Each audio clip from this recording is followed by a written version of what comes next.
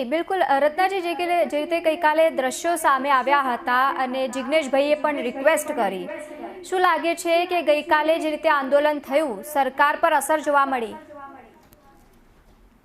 જી, સૌથી પહેલા તો મારે આ કહેવાનું છે કે ગુજરાતમાં જે રીતે છેલ્લા 30 વર્ષથી ભાજપની સરકાર છે અને આ સરકાર શોષણ કરી રહી છે, દમન કરી રહી છે અને બ્રિટિશરોને, અંગ્રેજોને પણ સારી કહેવડાવે ને એવું રીતે સરકાર આજે ભારત દેશના નાગરિક હોય કે ગુજરાતના જે નાગરિકો છે એની સામે દમનની નીતિ અપનાવી રહી છે।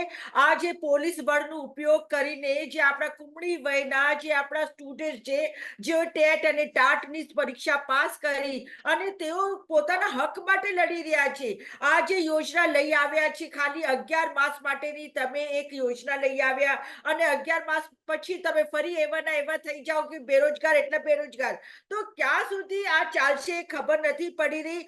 આપને ખ્યાલ હશે કે જ્યારે 16મી સદીમાં બ્રિટિશ ઇન્ડિયા કંપની ભારત દેશમાં આવી તો ફક્ત વ્યાપાર કરવા આવી હતી અને વ્યાપાર કરતા કરતા એણે ભારત દેશને ગુલામ બનાવી દીધું। આજે એ જ પરિસ્થિતિ ભારત દેશની થઈ ગઈ છે।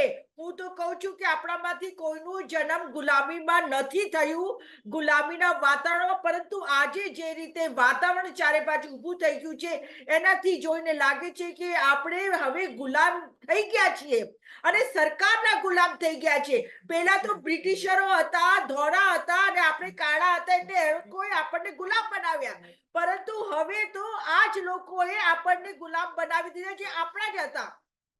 તો જે સરકાર આજે ચાલી રહી છે, મનસ્વી રીતે ચાલી રહી છે, એ સરકારને પૂછવા માંગુ છું કે આખરે ક્યાં સુધી આપ અમારી દેશના જે યુવાનો છે, ગુજરાતના જે યુવાનો છે, ટેટ ટાટ પરીક્ષા પાસ કરેલા યુવાનો છે, એમની સાથે આવી રીતે દમનકારી વલણ અપનાવશો અને ક્યારે તેઓને તમે પરમાનન્ટ નોકરી આપશો? આ 11 મહિના કરાર ના જોઈએ।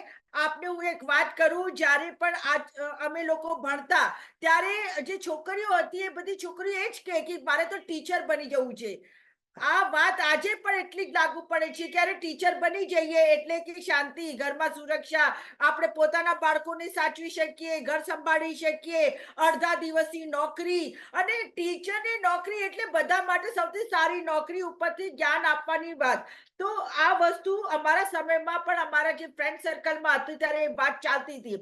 આજે પણ ટીચરની નોકરી સૌથી સુરક્ષિત અને સલામત કહેવાય એવી નોકરી હતી, પરંતુ આ જે સરકાર છે એ સરકારે ટીચરોને પણ મતલબ સડક ઉપર આંદોલન કરતા કરી દીધા છે। હવે બાળકોના ભવિષ્યનું શું, જ્યારે કે ટીચરોનું જ ભવિષ્ય સલામત નથી। અને ગુજરાતના જે અમારા એમએલએ છે જિગ્નેશ મેવાણીજી, તેઓ સારી વાત કરી છે કે મહેરબાની કરીને હાથ જોડીને વિનંતી કરી છે કે તમે આ છોકરાઓના આજે ટેટ પરીક્ષા પાસ કરેલા જે યુવાનો છે તેમને કાયમી માટે ભરતી કરો। આવી રીતે કોન્ટ્રાક્ટ ટાઈપની પદ્ધતિ લાવીને ભરતી કરવાનું નહીં, પરંતુ કાયમી ભરતી કરો। 17,000 જેટલી જગ્યાઓ ખાલી છે, એ જગ્યાઓને તમે ભરો અને ભારત દેશના જે આપણા બાળકો છે જેમનું ભવિષ્ય આજે રોધાઈ રહ્યું છે। તમે જાણી શકો છો કે આમાં કેટલી સ્ત્રીઓ એવી છે કે જે પરણિત છે, તેમનું પરિવાર છે, અને કેટલી બહેનો એવી છે કે જેમને એક આશા છે કે ભાઈ આ ચલો અમારી નોકરી લાગી જશે તો અમારા લગ્ન થશે। એવી રીતે ભાઈઓને પણ એક આશા છે કે અમારી નોકરી લાગશે તો અમે સારી એક લગ્ન થઈ જશે ને ઘર સંસાર વસાવીશું। તો ટૂંકમાં મારું તો એ જ કહેવું છે કે જે અહીંયા શોષણની નીતિ છે, પોલીસની દમનકારી નીતિ છે, એને સામે આજે હવે આવાજ ઉઠાવવાની જરૂર છે। પરંતુ જેમ અંગ્રેજોની સામે ભારત દેશના જે લડવૈયા હતા, જે આઝાદી જેમને મેળવી છે, તેઓએ અંગ્રેજોની સામે દમન સહીને પણ એ લોકોએ પોતાની અવાજ ઉઠાવી છે। એવું જ સુર મેં જોયું છે વિડીયોમાં કે જે આપણી બહેનો હતી જે ટેટ ટાટ જી પરીક્ષા પાસ કરેલી બહેનો હતી તેઓ કીધું, તેઓ ખૂબ જોશથી કીધું કે તમે અમને ગમે તેટલું દમન જી કરશો, અમારું ગમે તેટલું શોષણ કરશો, અમને શારીરિક અને માનસિક રીતે ગમે જી એટલું જુઓ. તમે જોઈ શકો છો કે રોડ ઉપર કેવી રીતે ઢસડીને લઈ જાય છે. આ આપણું બહેનો છે, આપણા ભવિષ્ય છે. અને બિલકુલ રત્નાજી પોલીસમાં તો જી આપ જોઈ શકો છો, પોલીસ મેં આ વિડીયોમાં તો નથી પણ અલગ વિડીયો મેં જોયું છે કે પોલીસ જે જેન્ટ્સ પોલીસ છે એ છોકરીઓને ઢસડી રહી છે, જી જ્યારે કે કોઈ પણ જેન્ટ્સ પોલીસ છોકરીઓને ઢસડી ના શકે. બિલકુલ. હવે અને આવું જી રત્નાજી જે રીતે વારંવાર પહેલા પણ કહેવામાં આવતું હતું કે થઈ જશે, ભરતી થઈ જશે, 15 તારીખ સુધીનો સમય પણ આપવામાં આવ્યો હતો. ગઈકાલના દ્રશ્યો પણ સૌ કોઈએ જોયા છે. શું લાગે છે કે આ વખતે જે કીધું છે એ થશે? જો સૌથી પહેલા તો મારી પાસે આંકડાઓ છે અને એક ગ્રહમાં આપેલા આપણા ગુજરાત સરકારે આપેલા આંકડા છે કે ગુજરાતમાં 700 સરકારી પ્રાથમિક શાળાઓમાં એક શિક્ષક, રાજ્યમાં 86 જેટલી સરકારી શાળાઓ બંધ થઈ ગઈ છે. અને કચ્છ જિલ્લામાં 100 પ્રાથમિક શાળાઓ ફક્ત એક જ શિક્ષકથી ચાલે છે.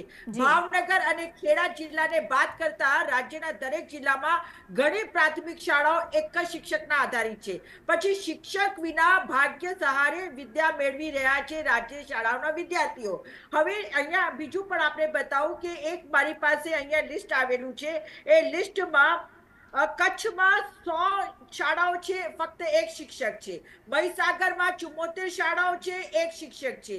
પછી તાપીમાં 59 શાળાઓ, એક જી શિક્ષક. સુરતમાં 43 શાળાઓ, એક શિક્ષક. વડોદરામાં 48 શાળાઓ, એક શિક્ષક. છોટાઉદેપુરમાં 34 શાળાઓ, એક શિક્ષક. સાબરકાંઠામાં 32 શાળાઓ, એક શિક્ષક. બનાસકાંઠામાં 31 શાળાઓ, એક શિક્ષક. જી નર્મદામાં 29 શાળાઓ, એક શિક્ષક. આણંદમાં 24 શાળાઓ, એક શિક્ષક. એટલે કે દર વર્ષે શાળાઓ લગાતાર બંધ જ થતી જઈ રહી છે. નવી શાળાઓ તો ખોલવાની વાત જ જવા દો. અને નવી શાળાઓ જી ખોલવાના નામ પર આપણે બધાએ સૌએ જોયું છે કે કેવી રીતે રાતોરાત પાટિયા ગોઠવીને, જ્યારે આપણે નરેન્દ્ર મોદીજી વડાપ્રધાન મુલાકાતે આવ્યા તો પાટિયા ગોઠવીને કલર વલર કરીને નકલી સ્ટુડન્ટ બેસાડીને એક શાળા ઊભી કરી દેવામાં આવી હતી અને એને સ્માર્ટ શાળાનું નામ આપી જી દેવામાં આવ્યું હતું. એટલે કે પ્રજાને મતલબ હંમેશા માટેનું મૂર્ખ બનાવવાનું કામ આ સરકાર કરી રહી છે. મારા સાથી બિલકુલ પ્રવક્તા જી ભાજપ ભાઈ શ્રી રાજુભાઈએ કીધું કે દર વર્ષે કેલેન્ડર પ્રમાણે ભરતી થાય છે ને થશે. તો આ જે મેં તમને આંકડા બતાવ્યા છે એ આંકડા ક્યાંથી આવે? મારા ઘરેથી એક આંકડા નથી લાવી. એ ગુજરાત સરકારે વિધાનસભામાં એસેમ્બલીમાં રજૂ કરેલા આંકડા છે.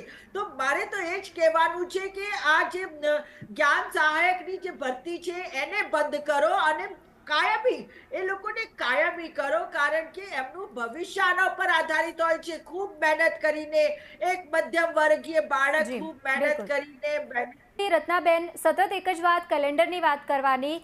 મહત્વના પ્રશ્નો એ છે કે આટલી બધી જ્યારે જગ્યા ખાલી હોય ત્યારે દર વર્ષે અને અમુક વાર જે વિદ્યાર્થીઓ વારંવાર રજૂઆત કરવા માટે આવતા હોય છે. આજે સવારે પણ મહત્વની બેઠક મળી, પહેલાં પણ આવ્યા હતા અને ત્યારબાદ પણ તેમને અટકાયત કરીને લઈ જાય છે. છોકરીઓ હોય છે, મહિલાઓ હોય છે, એમાં સૌથી ખરાબ વર્તન એ પોલીસનું છે.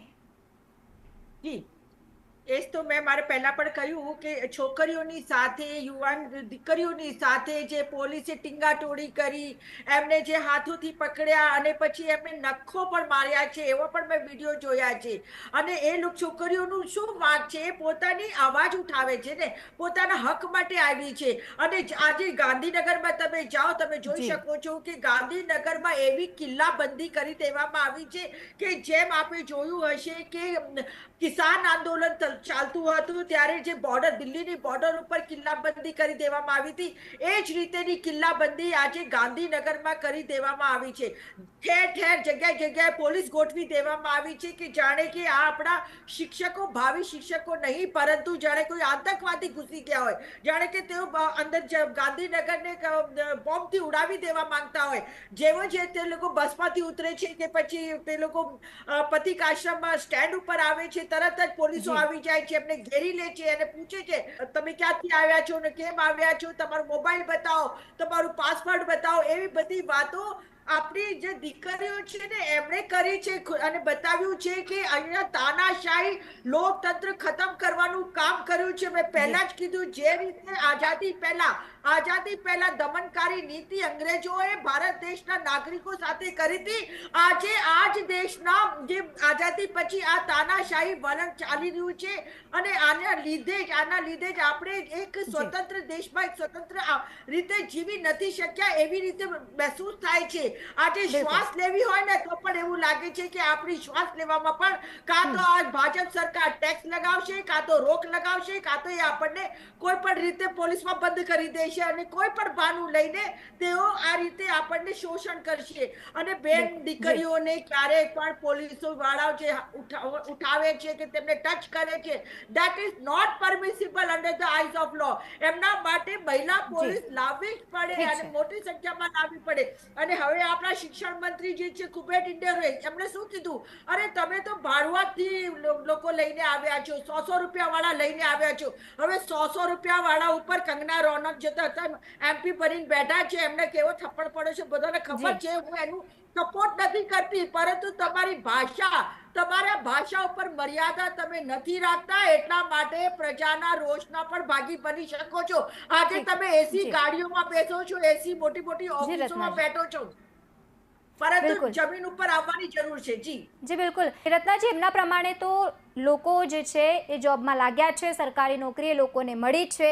એટલે કાલે જે 3000 જેટલા વિદ્યાર્થીઓ હતા જે સતત કહી રહ્યા છે કે વર્ષોથી અમે ધક્કા ખાઈ રહ્યા છીએ, એ બહેનનો જે વિડીયો સોશિયલ મીડિયા પર વાયરલ થયો છે કદાચ ખોટું છે એવું કહેવા માંગો છો? શું કહેશો તમારી પ્રતિક્રિયા રત્નાબેન આના પર?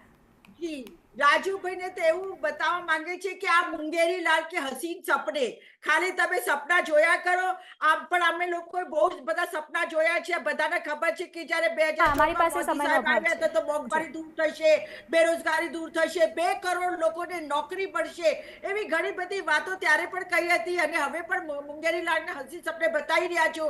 આજે જે અગર બહેનોની ઉંમર 25 વર્ષથી 30-35 વર્ષ સુધી વટાઈ ગઈ છે, હવે એમનું તો જે નોકરી લાગવાની ઉંમર પણ વટાઈ જવા આવી છે. એ જ હાલ ભાઈઓનું પણ છે. હવે આવી પરિસ્થિતિમાં આ બહેનો પછી બિલકુલ આપણી પાસે અત્યારે